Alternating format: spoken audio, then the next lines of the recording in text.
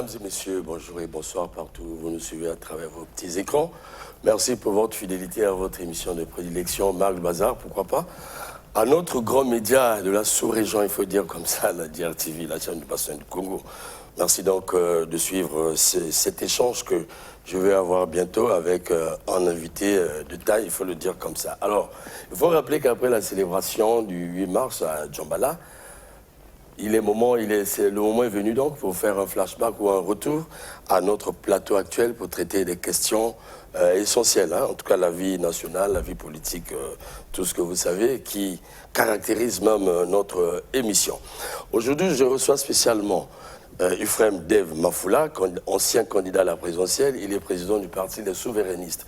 Et lorsque je reçois un politique, vous comprenez qu'il s'agit de creuser, de porter un regard sur la vie de la nation, le fonctionnement du pays. Eh bien oui, parce que nous allons petit à petit vers la fin du chrono, vers la présidentielle. Parole donc aux politiques de faire parfois des bilans, de porter un regard, de parler à l'opinion, ce qu'ils pensent, une exigence bien sûr de la démocratie. Aujourd'hui, il sera question avec lui donc de porter un regard sur la vie nationale, pourquoi pas la gestion du pays. Et donc d'une manière éclatée, diversifiée, nous allons toucher pas mal de points qui vont de l'intérêt des Congolais. C'est des points bien sélectionnés parce qu'il s'agit des interrogations que pense l'opinion, que se pose bien sûr l'opinion congolaise. Bonjour, Président Dave. Bonjour, M. Okilas. Merci une fois de plus de braver mon plateau, question de communiquer ou bien d'échanger avec les Congolais sur les interrogations, comme je voulais le dire, qu'ils se posent. Merci à vous aussi de m'avoir invité sur ce plateau et je profite aussi de saluer les Congolais qui nous suivent en ce moment. Alors, nous allons rentrer dans le vif de notre échange. Alors, vous êtes Congolais, surtout politique, vous êtes au parfum de l'actualité nationale. Vous venez de suivre, comme tous les Congolais, la célébration de la journée du 8 mars, journée dédiée aux droits de la femme. Ceci a lieu à Djambala. En tant que politique, votre regard? Bon, c'est vrai qu'on a tous regardé la journée du 8 mars. Je n'ai pas suivi l'intégralité de ce qui s'est passé à Djambala, mais on peut comme ça faire un retour dans le passé pour voir comment est-ce que le Congo a toujours célébré cette journée de 8 mars. Il faut d'abord rappeler aux Congolais, rappeler à toutes les jeunes filles, rappeler aux mamans que cette journée de 8 mars n'est pas une journée de fête, contrairement à ce que la politique veut présenter. Ce n'est pas une journée de fête. À l'origine, le 8 mars, les femmes aux États-Unis, en Europe, se sont rassemblées pour manifester contre les problèmes ou les conditions de leur travail, contre cette situation qui ne leur permettait pas d'avoir un droit de vote. C'est une journée en réalité qui rappelle les droits que les femmes doivent avoir. C'est-à-dire que ce travail pour les droits de femmes qui n'est pas encore réalisé. C'est en réalité de cela qu'il s'agit. Mais dans notre pays, puisque nous avons un pouvoir qui, généralement, crée des conditions de pauvreté, c'est-à-dire qu'on va appauvrir les femmes, on va chercher ces genres de journées pour essayer de faire quelque chose, mais c'est vraiment une dérive. Parce que vous voyez très bien que la célébration de la journée du 8 mars se résume à la distribution des pagnes et puis des fêtes à côté. Mais c'est une dérive, et c'est une dérive qui va vers le marketing politique ou même commercial. Pourquoi? Parce que on donne les pagnes au lieu d'expliquer aux femmes exactement ce qui se passe dans notre pays, au lieu que ces femmes-là, nos mamans et nos jeunes filles, puissent prendre à bras le corps le véritable combat des femmes aujourd'hui, parce que vous savez, nous avons encore des jeunes filles dans ce pays qui sont abusées à l'école. Nous avons des mamans aujourd'hui qui sont condamnées à être des vendeuses dans le marché. Nous avons des femmes aujourd'hui qui sont dans des entreprises qui n'arrivent pas à accéder à des positions supérieures parce qu'elles sont dans une situation de femme. Vous voyez, il y a toutes ces choses-là qu'il faut régler, et je crois que les acteurs ou les actrices, il faut le dire, ce sont d'abord des femmes. Donc c'est à elles de comprendre qu'en réalité, chaque 8 mars est un jour qui rappelle qu'ils ont un combat à mener. Parce que le monde entier, lorsque les autres pays célèbrent cette journée, il y a une lumière qui est braquée simplement sur le combat des femmes concernant les droits. Donc aujourd'hui, moi je veux rappeler à toutes ces Congolaises qui fêtent le 8 mars qu'il ne s'agit pas d'une fête, qu'il ne s'agit pas d'une promotion d'épargne. Et encore, si on doit faire une promotion d'épargne, on se pose la question, est-ce que ces pagnes-là sont fabriquées chez nous? Donc vous voyez que c'est une journée qui a été, en tout cas, dépouillée de son sens. Et aujourd'hui, les politiques le font. Mais je pense que c'est simplement parce que le PCT, qui est le parti qui dirige notre pays, a créé des conditions pour permettre à ce qu'ils puissent manipuler les femmes, s'il faut dire ça comme ça, manipuler les femmes en fonction de leurs besoins. Mais je crois que les femmes auront le temps de comprendre le message que je viens d'adresser maintenant. Oui, ce constat, beaucoup de gens le font. Ça a toujours été comme ça après chaque célébration. Mais quelles peuvent être les conséquences si telle est la célébration, telle est la forme de la célébration? Mais la conséquence, elle est simple, c'est que des droits ne vont pas être... on n'aura pas des droits des femmes si les femmes se consacrent à fêter, à prendre l'alcool, à suivre les partis politiques, à suivre les hommes politiques pour derrière avoir des pagnes. Donc on n'aura pas ce combat mené. Je vous ai rappelé qu'à l'université, comme au lycée, comme au collège, il y a cet abus de pouvoir des enseignants, des professeurs sur les jeunes femmes. Et donc si on ne se lève pas contre ces situations rétrogrades, absolument, on arrivera demain à vivre dans une société où les droits de femmes ne sont pas vraiment valorisés, ne sont pas respectés. Et dans les échanges, une dame nous a laissé entendre, ça fait 3 jours, que chaque pays a cette liberté de célébrer tel qu'il pense. Les femmes de chaque pays, on peut célébrer comme on veut. Mais on n'est pas... je ne suis pas contre qu'on célèbre le 8 mars. Le problème, c'est que c'est l'interprétation qu'on peut donner de cette journée. J'ai un problème, un sérieux problème avec l'interprétation qu'on a donnée à cette journée ici au Congo. Je vous ai dit, ça se résume à la distribution des pagnes. Mais ce n'est pas de cela qu'il s'agit. Il s'agit d'une journée où les femmes se sont manifestées contre les conditions de leur vie. Aujourd'hui, les conditions de la femme congolaise ne sont pas des conditions, on va dire, dignes. Et donc, il faudrait que les femmes se rendent bien compte qu'à chaque fois qu'on aura 8 mars dans notre pays, que ces femmes-là se lèvent pour dire « nous voulons le changement à tel endroit » par rapport à telle situation. Et comme j'ai répété que dans ce pays, les femmes sont au marché. Les femmes doivent rester à la maison. Quand il y a un travail, on privilège d'abord des hommes. Non, il faut qu'on arrive à une certaine égalité. Et donc c'est à ces femmes-là de mener le combat contre les inégalités. Merci bien. C'était d'entrée de jeu de notre échange. Juste constat donc sur cette actualité. Alors on va corser un peu le débat, Président Dave. Merci d'ailleurs une fois de plus. Parce que j'avais à traiter avec vous à la demande de l'opinion. Et vous avez donc tenu une conférence de presse, souvenez-vous, en janvier, au cours duquel vous avez planché sur le bilan de la gestion du chef de l'État dans son quinquennat. Alors, au cours de cette conférence, vous avez dégagé un mot. Un mot qui a frustré une partie de l'opinion congolaise, il faut le dire. Et nous avons constaté ceci. Chaque fois que les présidentielles prennent la parole avant la tenue de la présidentielle qui est à l'horizon, dans vos communications, vous semblez dégager des mots durs à l'endroit, souvent, de votre ancien challenger, peut-être le prochain challenger, votre adversaire politique, puisque vous êtes ancien candidat à la présidentielle. Je vais parler du chef de l'État, Denis Sassou Nguesso. Kinoubi Kiambongo l'a fait, et Gavé aussi le fait. Et vous avez prononcé, vous, à votre tour, un mot en tout cas qui a poussé les gens à réfléchir. J'ai horreur de prononcer ce mot parce que vous-même vous êtes là.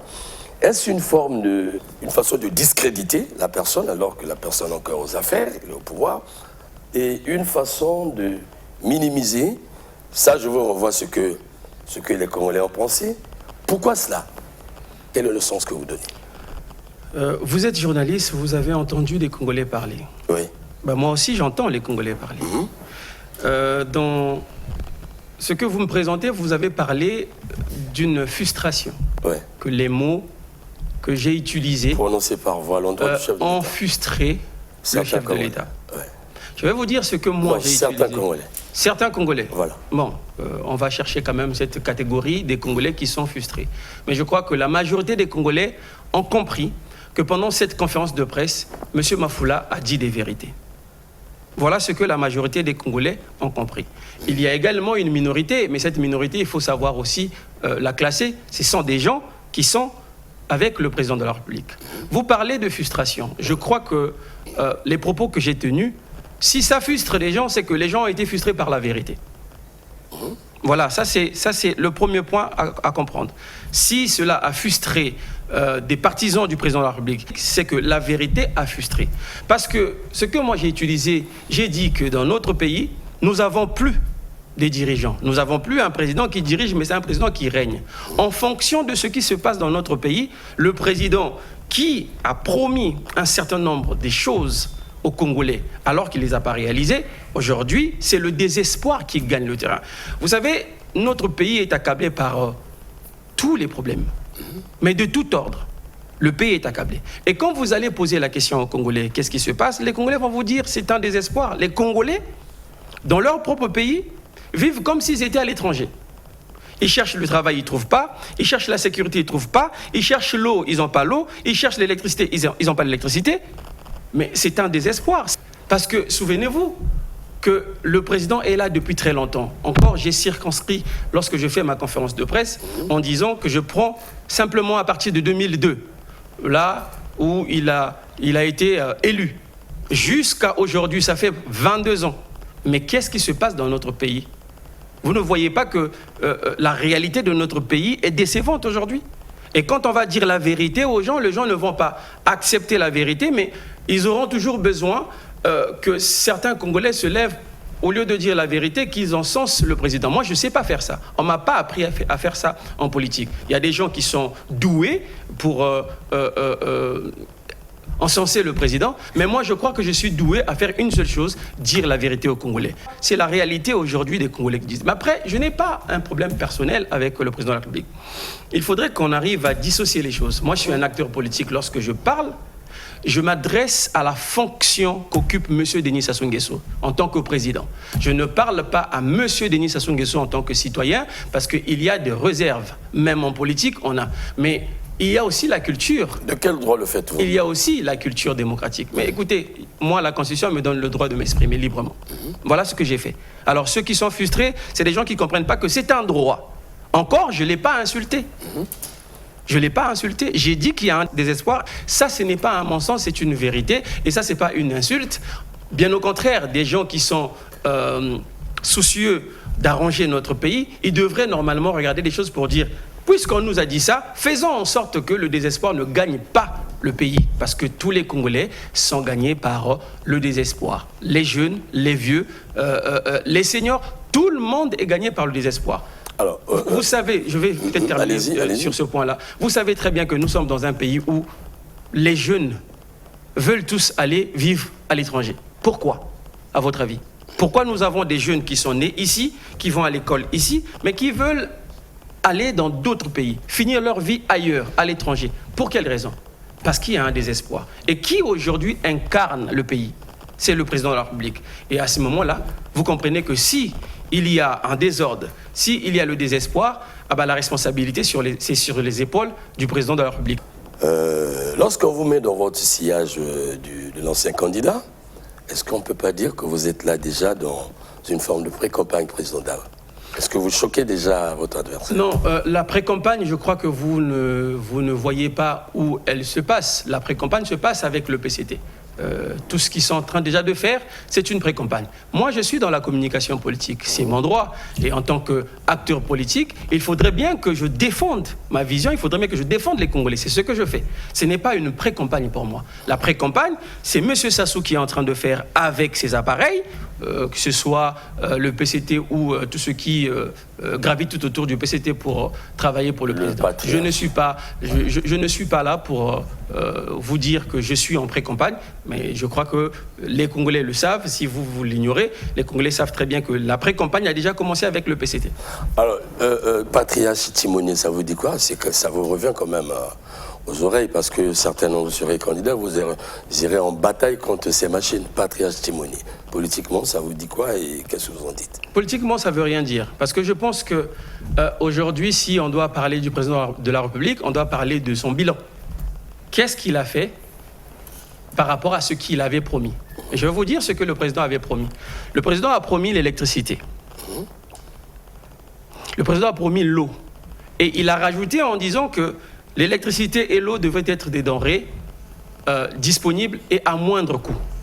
Aujourd'hui, nous avons un sérieux problème avec l'eau potable, nous avons un sérieux problème avec l'électricité. C'est-à-dire que les deux éléments, les deux denrées essentielles à la vie ne sont pas disponibles. Et lorsque ces deux denrées sont disponibles, elles sont de mauvaise qualité. Et donc, moi, c'est ce que je sais. En politique, on vient défendre un bilan. Et lorsqu'on dit autre chose, ça, comme je vous ai dit, il y a des gens qui sont doués à faire ça. Il y a des gens qui sont doués aujourd'hui à s'accrocher au président pour lui dire « Oui, oui, ça va, vous êtes le meilleur, écoutez, on a toujours besoin de vous, c'est vous le champion. » Pas les non, c'est leur manière de faire la politique. Écoutez, il faut qu'on garde le bon sens. Il y a des gens qui ont affaibli la politique. Il y a des gens qui ont affaibli cette responsabilité qu'ont les politiques. Aujourd'hui, aucun Congolais sérieux, aucun Congolais intelligent, je dis bien intelligent, aucun Congolais intelligent, aucun Congolais soucieux de ce pays peut dire à M. Denis Sassou Nguesso « Nous voulons encore que tu rempiles ». Ce n'est pas possible. Les gens qui le disent, c'est parce que les gens veulent avoir l'argent de Denis Sassou Nguesso, les gens veulent avoir des postes derrière Denis Sassou Nguesso, mais Denis Sassou Nguesso, c'est le père des autres aussi. À un moment donné, il faut qu'on le laisse respirer. Et je suis étonné que les propres enfants du président ne le font pas. Mais les autres, parce qu'ils savent que non, derrière ce monsieur, on va amasser de l'argent, on va peut-être chercher des postes, et qu'est-ce qu'ils font? Ils l'encensent. Mais en réalité, aujourd'hui, une personne consciente, une personne intelligente, une personne qui est responsable en politique ou ailleurs, devrait dire au président de la République, Monsieur le Président, vous devez vous reposer. Parce que là, il y a sérieusement des situations qui ne permettent pas à un président de rempiler. L'échec est là et on ne peut pas demander à celui qui a échoué de continuer. C'est ne pas aimer le pays. Est-ce qu'on ne devait pas attendre la fin du chrono, la fin du mandat pour tenir un tel discours? Le discours, le mien Mais mon discours n'a pas... Enfin, je n'ai pas besoin d'attendre, moi, la fin d'un mandat. Mais depuis 2021, moi, j'étais candidat à l'élection présidentielle. Dès que j'ai fini, j'ai émis des critiques. Et j'avais dit qu'avec le gouvernement que le président nous a présenté, je ne pensais pas qu'il devait avoir de changement. Et aujourd'hui, vous voyez très bien qu'il n'y a pas de changement. Donc, depuis 2021 jusqu'à aujourd'hui, je ne fais que le travail du politique. Mais le changement dont vous faites allusion, est-ce que l'accession à toutes les promesses ou à la réalisation de toutes les promesses, ou encore la non-réalisation, parce que c'est quand même incongru. Il y a des choses qui ont été faites, qui sont manifestées patentes. Je vais vous citer. Nous avons des infrastructures construites que l'on ne veut pas, que ce soit avec les fonds, quoi. Mais au moins, ça a changé le pays. Nous avons des routes, nous avons des aéroports, le temps d'attendre les flottes. Si vous prenez le pouvoir demain, vous allez en faire usage. Si vous bâtissez une politique sportive dans ce pays, mais vous serez bien parce que les infrastructures sont partout. Si vous développez la flotte, vous avez des aéroports partout. Voilà, il y a déjà des choses qui ont été faites. Monsieur Okila, permettez... Est-ce que vous n'essayez pas de... Monsieur Okilas, permettez-moi de vous arrêter un instant. Ça va peut-être vous choquer, pourtant c'est la vérité. Le président est arrivé au pouvoir, mes parents ne se sont pas rencontrés. C'est-à-dire qu'il n'y a pas un projet de créer un Dave Mafoula. Après, ils ont créé Dave Mafoula. Dave Mafoula, elle est à l'école. Dave Mafoula, aujourd'hui, est en politique. Dave Mafoula est l'adversaire de Denis Sassou Nguesso aujourd'hui. Ça veut dire que cette durée-là, où un enfant qui n'était pas encore né, il est né, il est venu jusqu'à la politique pour devenir un challenger du président de la République, le président et les autres qui sont derrière lui devraient comprendre qu'il y a quelque chose qui ne va pas. Parce qu'en temps normal, dans une vie normale, dans une vie politique normale, on ne pouvait pas imaginer cela. Mais pourquoi Mafoula est là? Et pourquoi Mafoula est l'adversaire de Denis Sassou Nguesso? Parce que tout au long de ma vie, j'ai vu des injustices. Tout au long de ma vie, j'ai vu les inégalités. Et aujourd'hui, je suis rentré dans le combat politique pour changer ces choses-là. Maintenant, quand vous me dites que les choses ont été faites. Heureusement qu'il y a un minimum. Vous savez, il ne faut pas évaluer ce qui se fait parce qu'il y a un homme qui l'a fait. On évalue ce qui est bien fait en termes d'années. Combien d'années M. Sassou est déjà au pouvoir? Qu'est-ce qu'il a déjà fait? Avec quel budget? Vous voyez? C'est à ce niveau-là qu'on peut comparer pour dire qu'il a bien travaillé. Vous pensez qu'aujourd'hui, les Congolais respirent l'air de l'émergence promis par M. Denis Sassou Nguesso? Vous voyez? C'est une promesse faite depuis les années 2010, je crois. 15 ans après, quel est le constat que nous faisons? Quel est le constat que les Congolais font? C'est qu'on n'est pas un pays émergent, on n'est même pas un pays pré-émergent, parce que l'émergence, c'est autre chose. On n'est même pas un pays pré-émergent. Donc, on n'a pas préparé le Congo à s'ouvrir, on n'a pas préparé le Congo à vivre l'émergence promise. Ça, c'est 2010. Mais on ne va pas s'arrêter là. Vous prenez, par exemple, les promesses que le président a fait pendant sa campagne de 2021, l'eau et l'électricité. Voilà. Ça remonte à 4 ans. 4 ans après, nous avons les mêmes problèmes. Vous pouvez imaginer un pays qui est préparé à l'émergence, qui manque d'électricité, comment les entreprises vont travailler? Vous écoutez comment quand même les gens le son de cloche de vos adversaires. Vous me parlez des infrastructures. Vous me parlez des infrastructures. Oui. Je vous parle des infrastructures. Quelle est la situation aujourd'hui de notre électricité? Est-ce que vous pensez vraiment que dans un pays qui veut être émergent, ce pays-là va encore avoir des problèmes sérieux d'électricité? Quelle entreprise peut venir s'installer au Congo? Une entreprise sérieuse, sachant qu'on a un problème d'électricité. Ça veut dire que vous dites à cette entreprise-là, préparez-vous à des coûts de carburant parce que vous allez avoir besoin de vos groupes électrogènes. Ce n'est pas possible. Ce sont des faits, ce que je vous dis. Je vous parle aussi de la promesse, la toute dernière que le président a tenue vis-à-vis des jeunes, où il a dit que, voilà, je décrète cette année, année de la jeunesse, avec au compteur 100 000 emplois. Quels sont les emplois créés? Et quelle est aujourd'hui... Il y a eu des réponses, hein, il y a eu des réponses. Quelle est aujourd'hui la situation de ces jeunes? Vous voyez que l'échec est là, mais il y a des gens qui sont pas patriotes, qui ne veulent pas voir des choses, la réalité en face, qui vont commencer à dire le président a travaillé. Non, il a eu à travailler. Mais je crois que le moment est venu pour qu'il se repose. Il a fait ce qu'il pouvait faire. Aujourd'hui, il faut qu'il passe la main. Dans les urnes. Le pouvoir, c'est dans les urnes qu'on lâche. Mais tu sais, le problème, c'est on lâche dans les urnes. On ne sollicite pas. Monsieur Okilas, ouais.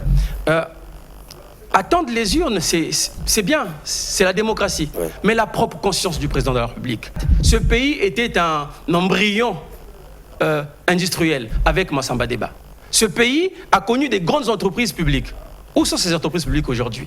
Puisque les Congolais cherchent du travail. Où sont les entreprises privées? Le secteur privé n'est même pas valorisé. Il n'y avait pas Où sont ces entreprises pour que nous puissions avoir des emplois qu'on promet? Ça veut dire que sa conscience doit lui parler. Parce qu'il y a un moment où il reste seul, il faut qu'il pense à ce pays. Il faut qu'il pense à ce que ce pays lui a donné. Et quel est le retour qu'il a fait. Moi, je pense qu'aujourd'hui, la meilleure chose à faire pour le président de la République, c'est d'aller se reposer. Laisser la possibilité aux jeunes de faire avancer le pays. On ne négocie pas quand même la conscience. Je ne suis pas en train de négocier, je parle. Je ne suis pas en train de négocier, et la Constitution, mais moi je parle au président. La Constitution donne au pays encore une chance, et au président de la République une chance. Vous voyez, monsieur Kilas, voilà. C'est ça le problème. Ce n'est pas parce que la Constitution dit qu'il faut remplir, qu'il faut à tout prix remplir. Je crois que la meilleure manière de remplir, c'est parce que on peut s'attacher sur un résultat positif pour dire voilà ce que moi j'ai fait et aujourd'hui je peux remplir. Je vous donne un exemple simple. On va en Côte d'Ivoire avec Ouattara. Ouattara dit à ses adversaires politiques que par rapport à son mandat, il dit que son bilan, on ne peut pas attaquer son bilan. C'est pourquoi? Mais parce qu'il sait que économiquement parlant, il a fait avancer le pays, socialement parlant, il a fait avancer le pays. Culturellement, dans beaucoup de domaines, la Côte d'Ivoire a évolué. Est-ce que nous pouvons dire aujourd'hui que le bilan du président de la République est intaquable? Moi, je suis choqué du fait que je parle. On me reproche le fait d'avoir utilisé des mots durs. Mais moi, je dis, c'est la vérité qui est dure. Ce ne sont pas les mots qui sont durs. Mais je suis étonné du fait qu'aucun ministre cherche à débattre sur ces questions-là. Ils n'ont pas cette culture de débat. En commençant par le Premier ministre jusqu'au ministre délégué. Personne ne veut débattre sur le bilan du Sassou. Mais ils sont où les mêmes qui étaient chantres de l'émergence? Tout le temps, on nous parlait de l'émergence. Ils sont où? Pourquoi ils ne viennent pas débattre? Je crois que la vérité, M. Okilas, elle ne sort pas seulement de ma bouche. Elle sort de la bouche de tous les Congolais. Les enfants, les jeunes, les adultes, comme nos parents retraités. Et donc, il faut qu'à un moment donné, que le président se dise, ce n'est pas parce que la Constitution me permet, mais c'est parce que ma conscience aujourd'hui peut m'arrêter pour choisir un autre candidat au PCT. Et comme ça, nous pourrons l'affronter. Mais bien évidemment, on peut toujours affronter le président de la République s'il revient. Alors, président Dave, en tout cas, j'entends ça de vous. Mais ce qui est vrai, lorsque le PCT vous entend, ils diront, mais tiens, mais il a oublié la voix des urnes. Bon, ça peut paraître comme une exhortation. Bon, au président de voir si... Voilà. Puisque nous parlons politique, nous parlons gestion, les gens sont en plein dans le bilan. Alors, est-ce que ce que vous évoquez a une incidence sur le social des Congolais? Est-ce ce qui explique la question sociale chez nous? Attendez, vous Parce parlez... que chaque fois que vous parlez, vous dites, demandez aux Congolais, les Congolais disent, demandez aux Congolais sur ce bilan, sur cette gestion. Monsieur Okilas, vous voulez nous donner l'impression que vous ne vivez pas dans ce pays? Ah non, moi j'écoute vos adversaires. Vous voulez nous donner l'impression que vous êtes en dehors de ce pays. Les cris sont poussés. La colère est montée, provoquée par ce gouvernement, provoquée par ceux qui sont en train de nous diriger. Ils sont moins de 200 et quelques personnes. Hein. Vous prenez 151 députés, vous prenez 72 sénateurs, vous prenez, je ne sais pas, 40 ministres, vous prenez le président de la République, c'est pratiquement 260 et quelques personnes qui n'arrivent pas à gérer 6 millions d'âmes. Les Congolais sont en train de pleurer. Je vais vous donner un exemple simple. Allez-y. Comment voulez-vous qu'on parle du social des Congolais, qu'on dise que les Congolais vivent mieux, lorsque les étudiants n'ont pas leur bourse? Ça fait pratiquement 27 mois, 27 trimestres. Donc, ce qui équivaut à 81 mois de bourse impayée. On parle des étudiants. Ceux qui sont normalement des gens qui vont remplacer demain, qui vont gérer l'administration demain, qui, comme on dit toujours, la jeunesse, c'est l'avenir de notre pays. Mais vous les traitez mal aujourd'hui. Ils n'ont pas de moyens pour finir leurs études. Vous savez combien des jeunes aujourd'hui ont abandonné les études au niveau de l'université parce qu'ils n'ont pas de moyens? Ils sont nombreux. Mais ça, c'est encore des jeunes. Vous voyez, ça, c'est la situation que vivent les étudiants congolais. Vous prenez nos parents qui sont retraités, qui meurent chaque jour. Parce que croyez-moi, monsieur Okilas, j'arrive avec le peu que je peux trouver à aider quelques papas qui me connaissent pour acheter à des fois même à manger des médicaments. Pourquoi? Parce qu'ils sont maltraités. Voilà le vécu des Congolais. Les retraités, on leur a promis, ça c'est le président, je crois que c'est même un décret, qui dit qu'à partir de 2017, la retraite sera automatique. Jusqu'aujourd'hui, la retraite n'est pas automatique. Voilà une promesse qui n'est pas tenue. Et vous parlez du président de la République. Quelqu'un qui s'est présenté devant les Congolais en disant « Ben moi, je vous garantis la paix. La paix, chèrement acquise, comme il a l'habitude de dire. » Mais on parle de quelle paix? Moi, je veux qu'on parle de paix sociale des Congolais. Il faut qu'on parle de la paix, sociale. Mais cette paix sociale, vous la trouvez où? Vous la trouvez avec l'absence d'emploi? Vous la trouvez avec le manque d'électricité? Vous la trouvez, cette paix, avec le problème d'impayés des bourses des étudiants? Est-ce que vous la trouvez avec le problème d'arriérage? Est-ce que vous tenez compte de la conjoncture des retraités? Est-ce que vous tenez compte de la conjoncture économique? Parce que écoutez, tout ce que vous dites, c'est des questions que nous posons au pouvoir public aussi. Mais il y a des réponses. Je crois bien, lors des quinzaines gouvernementales, les journalistes, c'est gorge à pouvoir poser les mêmes questions. Monsieur un problème conjoncturel. Monsieur Okilas, vous me parlez de problèmes de conjoncture. Ouais. Je vais vous dire une chose. Vous pouvez vérifier les économistes chevronnés d'Afrique ou du monde, les institutions respectées au niveau international, par exemple la Banque mondiale. Tous sont d'accord que le Congo a des atouts. Le Congo est un pays doté de beaucoup d'atouts pour faire avancer le pays. Le problème avec nous, ce n'est pas une question de conjoncture. Le problème, c'est des gens qui nous dirigent aujourd'hui, des gens qui n'ont pas ce sens de patriotisme.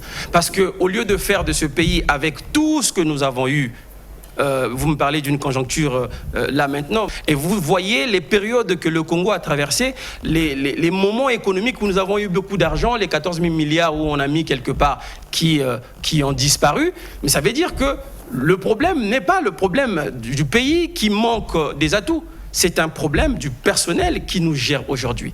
Ce pays, si c'était entre les mains des bonnes personnes, des personnes qui aiment réellement ce pays, on pouvait développer ce pays, on pouvait faire de ce pays un pays émergent. Mais je vais vous donner un exemple simple, pour vous dire qu'ils sont capables de le faire, mais ils ont simplement décidé de ne pas le faire.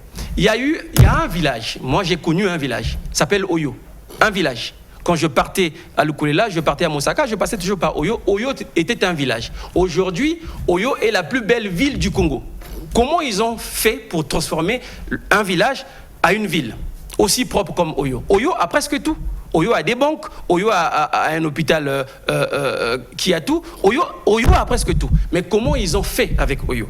S'ils ont fait avec Oyo, ils pouvaient le faire avec Pointe-Noire, qui est notre ville pétrolière. Ils pouvaient faire avec Brazzaville. Ils n'ont pas fait. Pourquoi? Et donc, vous me parlez d'une conjoncture. Moi, je vais vous dire que ce n'est pas une question de conjoncture, c'est une question des gens qui sont en train de diriger ce pays. Parce qu'en réalité, au lieu de faire de ce pays, avec tout ce que nous avons, faire de ce pays un pays puissant économiquement dans la sous-région, qu'est-ce qu'ils ont fait? Ils ont créé des conditions pour faire de ce pays un paradis de corruption, un paradis de chômage, le berceau de l'insécurité. Voilà, donc ça c'est la réalité. Ce n'est pas une question de conjoncture. Après, quand vous parlez de conjoncture, quel est le problème de la conjoncture aujourd'hui? C'est le prix du baril de pétrole. Mais on était où depuis très longtemps? C'est une crise financière. Non mais attendez, mais oui, la crise financière. Vous avez suivi, les institutions de la République posent, ils sont des sérieux problèmes dans le pays. Mais la crise financière est due à la mauvaise gouvernance, à la mégestion de ceux qui nous dirigent. Ce n'est pas un problème que le Congo n'a plus d'argent. Le Congo a l'argent. L'argent des Congolais est simplement mal géré. Vous savez, généralement, ceux du pouvoir ont l'habitude de s'appuyer sur le yo-yo des prix de barils de pétrole. Mais ce n'est pas ça le problème. Ils nous ont promis un pays émergent. Ils nous ont dit qu'on devait diversifier l'économie pour que l'économie congolaise ne soit pas seulement appuyée sur le pétrole. Mais qu'est-ce qu'on a fait? Aujourd'hui, vous voyez très bien que nous avons pratiquement 7 ministères qui parlent de l'économie. Vous prenez le ministère de l'économie, vous prenez l'économie fluviale, vous prenez l'économie forestière, mais l'état de l'économie est catastrophique. Comment vous pouvez imaginer ça? Et lorsqu'on nous dit qu'on n'arrive pas parce que l'économie congolaise n'est pas diversifiée, mais il y a un ministère qu'on a créé en 2017, les zones économiques et spéciales. Alors, donc, les zones économiques et spéciales ont connu 4 ministres. 4 ministres. Et ce qui va vous choquer, c'est que quand j'ai regardé le budget, le premier budget de ce ministère-là, c'était 324 millions, je crois. Aujourd'hui, ce ministère a pratiquement 2 milliards de budget. Wow. 4 ministres passés, de 2017 jusqu'à aujourd'hui, ils ont dépensé pratiquement 10 milliards 500 millions. Et qu'est-ce qui se passe? Ils n'ont même pas réussi à diversifier l'économie de notre pays, même qui tambala papa, même qui tambala, on n'a rien. C'est un processus. On ne peut même pas produire dans notre pays. Processus. Et vous êtes en train de me dire que le pays est en crise. Non, la crise, on peut la surmonter. On peut surmonter la crise qu'avec une ambition de faire avancer le pays, une ambition de redresser le pays. C'est ce que nous voulons faire. Alors, merci beaucoup. Je constate que surtout lorsqu'il s'agit du pouvoir du gouvernement, en tout cas, vous ne laissez pas un seul instant. Mais monsieur Okilas, ce n'est pas moi. Je le dis toujours, ce n'est pas moi. Je ne suis pas dans une opposition principielle. C'est-à-dire que le principe pour moi, c'est s'opposer. Non. Quand ça va bien, quand les Congolais sont d'accord, je dirais que tout va bien. Je ne viendrai pas dire le contraire de ce que les Congolais pensent. Mais vous voyez qu'un pays aujourd'hui, je vais vous prendre des indicateurs pour mieux vous expliquer les choses. Un pays aujourd'hui qui est endetté à hauteur de 99% du PIB. Est-ce que vous trouvez ça logique alors qu'en 2010, on avait une dette qui était à moins de 60% de notre PIB? Alors, comment on a fait de 2010 à 2025 pour arriver? Juste une chose, peut-être il y a une idée qui est venue. Vous avez déjà entendu parler de l'indice du capital humain? L'indice du capital humain, en fait, c'est l'indice qui permet d'évaluer la performance des prochaines générations en termes de travail. Parce que c'est cet indice-là qui permet à ce qu'on arrive à évaluer l'état de système sanitaire et l'état du système éducatif de notre pays. Mais l'indice pour le Congo, c'est 0,42. La moyenne pour les pays petits, c'est 0,48. Comment, jusqu'à maintenant, on n'arrive pas à relever cet indice? Ça veut dire qu'il y a des gens qui nous dirigent qui ne travaillent pas assez. C'est pour cela que je dis qu'il y a l'incompétence, il y a l'impuissance, il y a l'inaction. Donc ça, ce sont des réalités. Le jour où il leur reste quelques mois, ils viendront dire que nous avons travaillé, nous aurons simplement besoin des résultats. Montrez-nous ce que vous avez fait. Et c'est pour cela que je lance un appel ici aujourd'hui à ceux qui ne sont pas d'accord avec ce que je dis, qu'on débatte. Mais je ne débat pas avec n'importe qui. Je débat avec des gens qui sont à la manette, ceux qui dirigent ce pays. Et à ce moment-là, on verra si moi, je dis des choses parce que je suis un opposant, par plaisir, ou si je dis des choses qui sont vérifiables. L'appel est lancé en tout cas avec des calibres, avec des leaders. C'est pas avec les atalakou, c'est pas avec les accompagnateurs. En tout cas, c'est avec ceux qui ont la responsabilité politique. Nous sommes en face d'un leader d'un parti politique. Nous sommes en face d'un ancien candidat à la présidentielle. Donc le rapport de force exige des gens nantis du pouvoir et du PCT pour faire un vrai débat de défense du bilan. Parce que le vrai problème, c'est celui-là. C'est là où nous aurons le bon débat politique. En tout cas, l'appel est lancé par Dave Mafoula, au répondant de nous appeler... Si vous voulez, moi je peux lancer l'appel même au Premier ministre, parce que c'est lui le chef du gouvernement. Je voudrais bien que le Premier ministre puisse avoir aussi cette culture de débattre avec des acteurs politiques. J'ai été candidat à l'élection présidentielle, donc aujourd'hui on ne dira pas « non, je ne peux pas débattre avec Mafoula ». J'ai été candidat, j'ai présenté un projet, et aujourd'hui je fais le bilan du président. S'il n'est pas d'accord, si le président n'est pas d'accord, parce qu'il ne peut pas peut-être venir débattre là maintenant, mais s'il est candidat, il va falloir qu'il débatte. Parce qu'en 2021, il n'a pas fait le débat. En 2026, on l'attendra. Qu'il dise aux Congolais où sont les safous. Où il nous a promis. Où est le manioc? Où il nous a promis. Mais pour l'instant, je crois que ces ministres peuvent faire ce travail-là. Et je demande au Premier ministre de venir débattre. C'est passé, c'est écouté. J'irai moi discuter avec le Premier ministre à propos pour organiser ce débat qui pourra intéresser d'ailleurs pas mal. C'est de la politique, monsieur. C'est de la politique. C'est de la politique. Après, il y a des gens qui sont beaucoup échaudés, qui ne comprennent pas que ce que je fais, c'est de la politique. Moi, j'appelle à ce que les responsables politiques de notre pays viennent débattre avec l'opposition. Je ne parle pas de cette opposition parlementaire qui, à un moment donné, n'arrête pas de dormir, mais il faut parler avec des gens qui font vivre la démocratie de notre pays. Merci beaucoup. Nous irons au cabinet du Premier ministre présenter l'offre. Ce serait une bonne chose. Absolument. Marc Bazar veut décrocher cela afin que vive, comme on dit, le débat contradictoire, le débat des idées. Parce que mieux le débat des idées que les affronts. Et nous allons vers une échéance aussi importante. Il faut que les politiques commencent à s'aiguiser déjà. Et ça, c'est très bien. Et lorsqu'il s'agit de défendre le bilan, je crois que c'est maintenant déjà. Parce qu'on voit souvent, c'est pendant la campagne. Quand l'opposition commence à attaquer déjà le bilan, je pense qu'il doit y avoir des répondants. Mais ce n'est pas autour des conférences de presse, ce n'est pas autour de communications directes à la presse, mais c'est autour de tels plateaux où les gens s'affrontent et ça fait élever notre démocratie. Vous avez touché déjà l'opposition, on a parlé de l'opposition que qualifiait déjà l'opposition parlementaire. Alors, vous êtes un opposant congolais en toute responsabilité. Je disais, lorsque vous parlez de la majorité, en tout cas, c'est bon, vous nous sortez tout. Alors, la santé de l'opposition congolaise que vous incarnez présentement au Congo. Elle va mal. Vous voyez, je ne suis pas dans la demi-mesure. Je sais dire des choses clairement parce que c'est la vérité. Si aujourd'hui je dis que l'opposition va bien, les Congolais vont dire non, elle ne va pas bien. J'écoute les Congolais. Monsieur Okilas, je vais vous rappeler que moi je fais Mbongi Tour depuis 2022. Je vais à la rencontre des Congolais, je les rencontre quotidiennement et je les écoute. Je sais ce que les Congolais pensent. Je connais les aspirations des Congolais. Donc, quand il est question de parler du pouvoir en place, les Congolais s'expriment. Lorsque je pose la question sur l'opposition, les Congolais aussi me disent ce qu'ils pensent de l'opposition. L'opposition, aujourd'hui, ne va pas bien. Ce n'est pas à l'image du pays, bien évidemment, parce que le pays est très malade, mais je crois que la maladie de l'opposition peut être guérie facilement. Pourquoi? Parce que Aujourd'hui, nous avons une responsabilité devant les Congolais, celle de sauver le pays.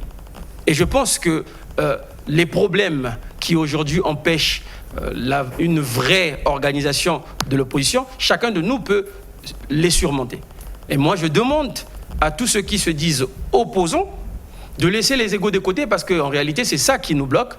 Des gens qui pensent que moi je suis mieux que X et je ne peux pas m'asseoir avec un tel. Il y a aussi cette méfiance qui est introduite, qui s'est introduite dans le milieu de l'opposition. Mais ça encore orchestré par le pouvoir en place. Et donc moi je pense qu'aujourd'hui, les hommes politiques ou les femmes politiques qui sont à l'opposition devraient se retrouver, mais je pense que je ne vais pas peut-être vendre la mèche ici, mais il y a quand même des contacts qui sont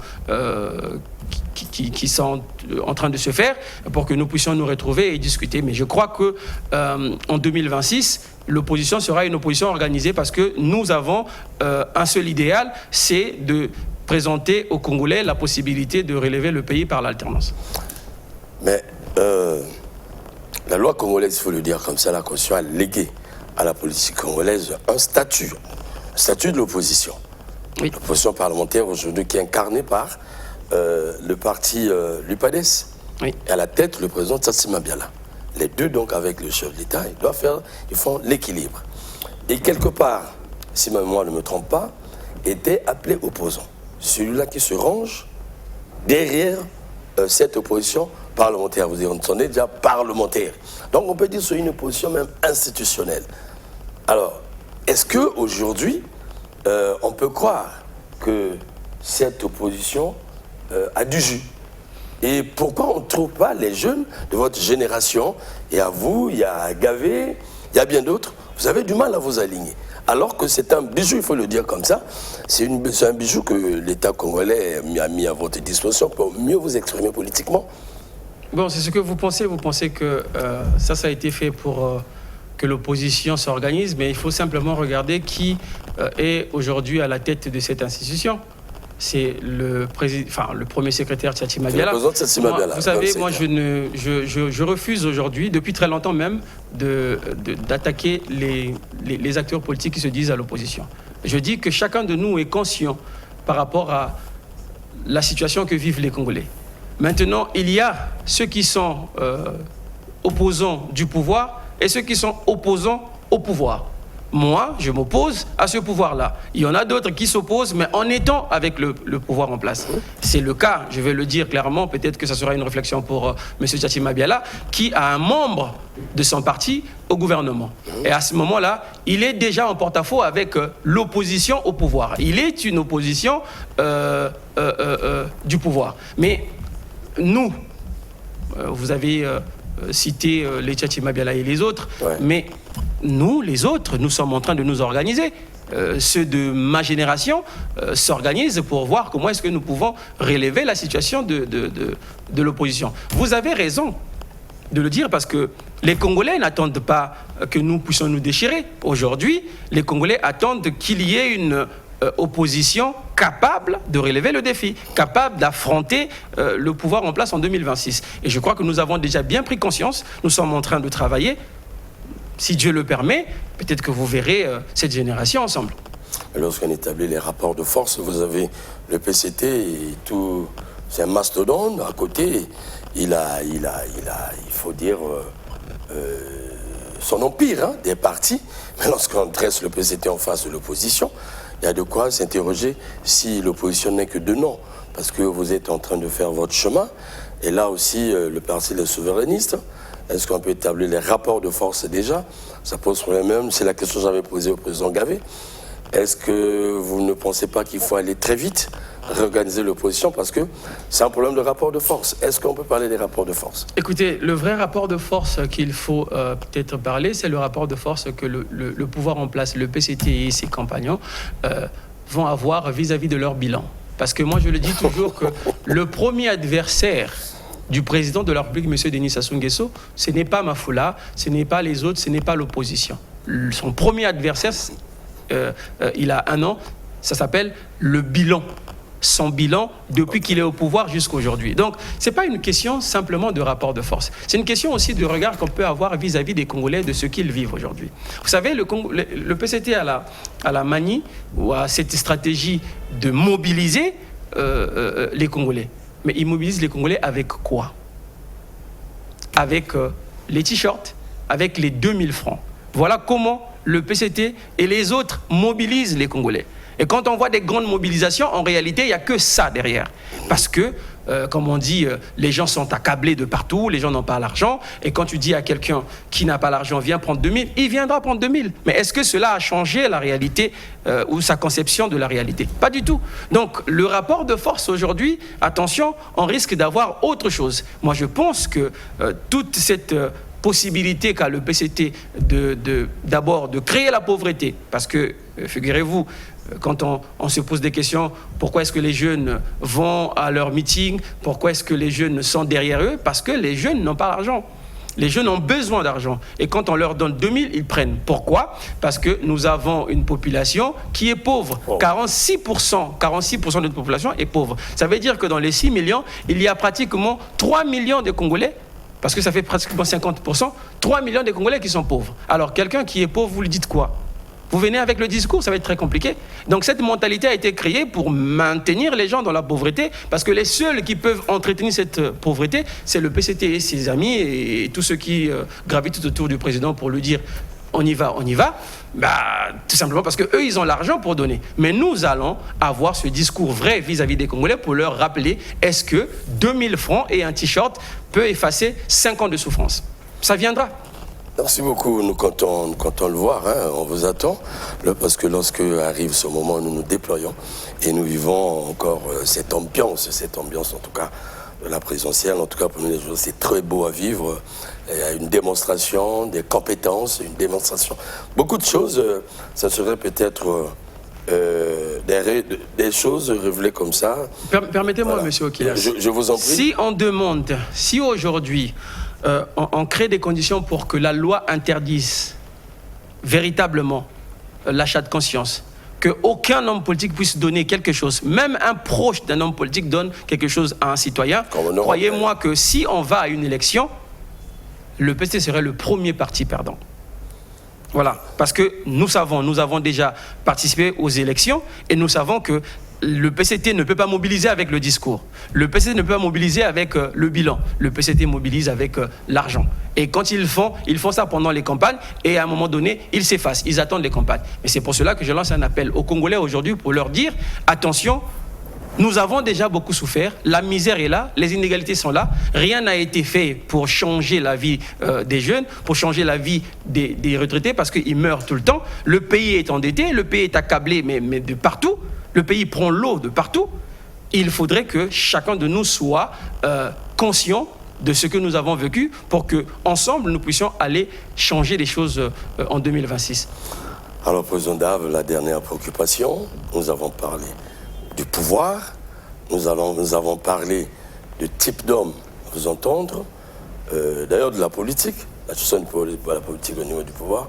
Nous avons parlé de l'opposition. Et ce que je retiens, c'est votre interpellation à l'opinion, après cette analyse, en tout cas, des deux courants. Est-ce que la parole politique a encore sa place dans ce pays? C'est la question que je vous pose parce que vous avez fait une lecture sur le pouvoir, sur l'opposition. La parole politique dans ce pays. Mais est-ce que la parole politique dans ce pays peut encore être importante?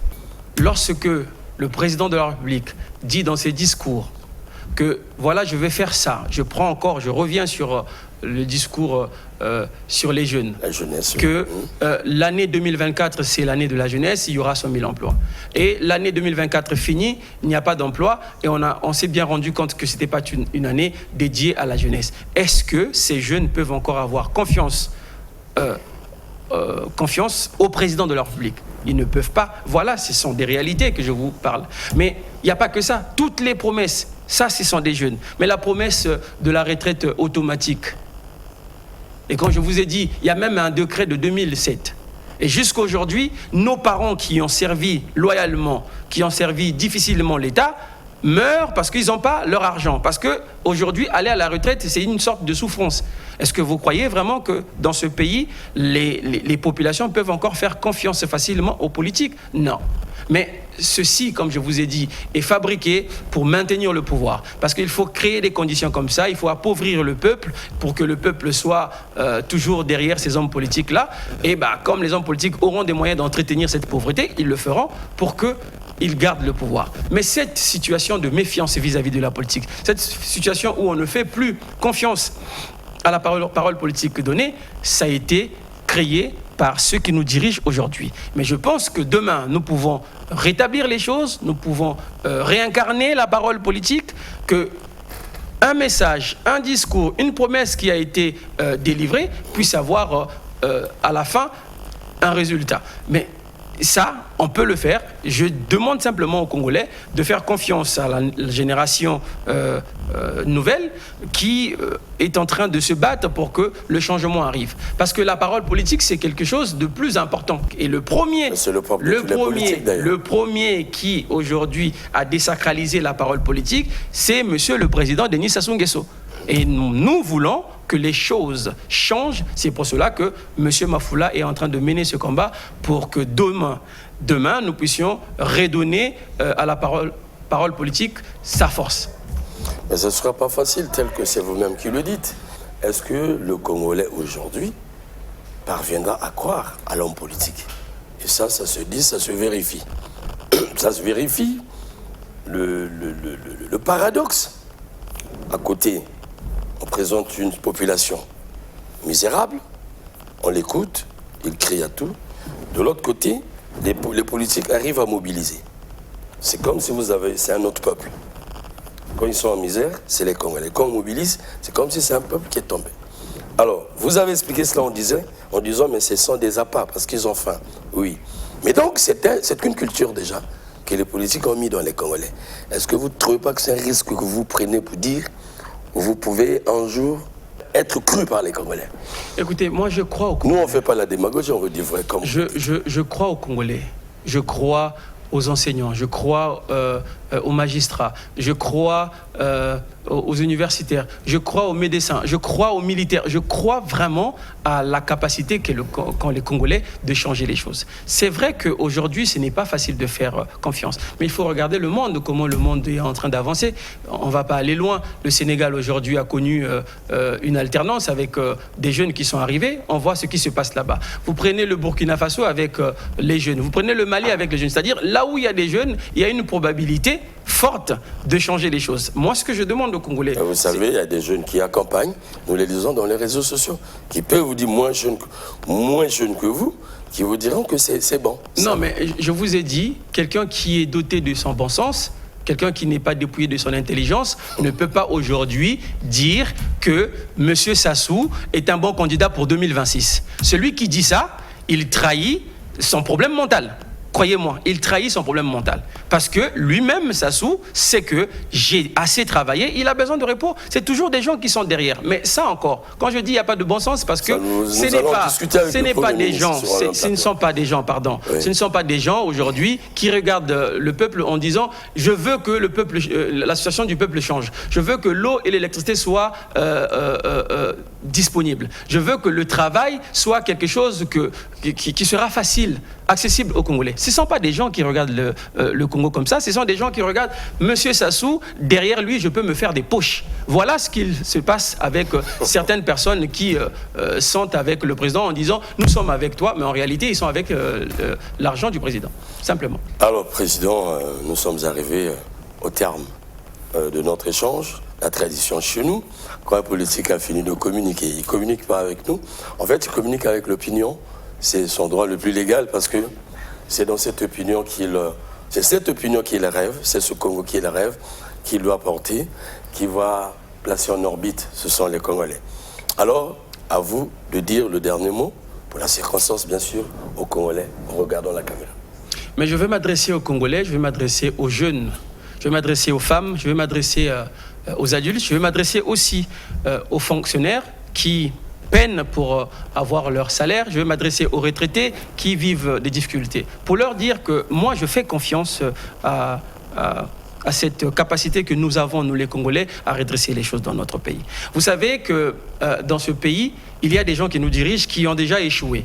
Ce sont des personnes à qui il ne faut plus faire confiance. Parce que nous sommes là, nous sommes en train de mener ce combat pour le changement de notre pays. Parce que moi je pense, et ça je le dis, si demain, si vous faites confiance aux hommes politiques que nous sommes, moi particulièrement, nous serons capables de créer des conditions pour que chaque Congolais puisse s'occuper de sa vie, de la vie de sa famille, ce qui est difficile aujourd'hui avec le pouvoir en place.